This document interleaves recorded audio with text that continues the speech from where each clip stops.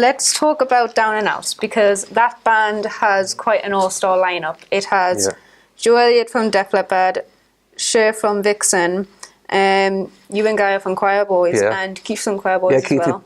Yeah, keyboard player. He's in the band as well. And Phil is from Wayward Sons.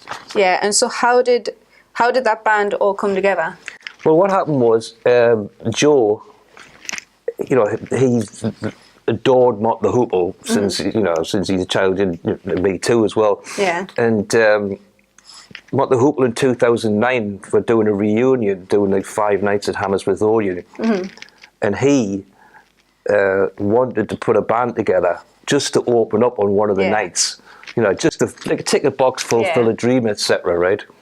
Now I'd had a little bit of contact with Joe because I was playing with Ricky Warwick in his solo band, you know, prior to that. I was in the Choir Boys, but you know, I just jumped ship to do that for a bit. And Joe in Dublin got up and sang with us, so that was our first contact. That's how you guys met. Yeah, you know, I actually met him once before, but that's a long story. You know, when they were supporting AC/DC at the Mayfair, Newcastle, like 79 or something, and the building went on fire. Really? Yeah. Oh, man. And we were outside, I was chatting with him. So it was funny when we got to know each other. I said, I do know you from before. I says, I was in the car park when it was on fire. Yeah, Joe, man. But anyway, getting back to this. So he contacted a guy called Mick Brown, who was our record label boss at the time, got my number and phoned me. And I was in Primark on Bond Street in London. Hey up, bud, it's Joe Elliott. How you doing? I'm just buying socks. And he says, look, I want to put a band together to do this show. You know, so, you know, I'm phoning you. And I says, well, you don't need to put a band together. I've got one. You know what I mean? It's, you know, the Choir Boys, and it's the perfect thing of people who understand the music you want to do. Yeah. So that's how it came about.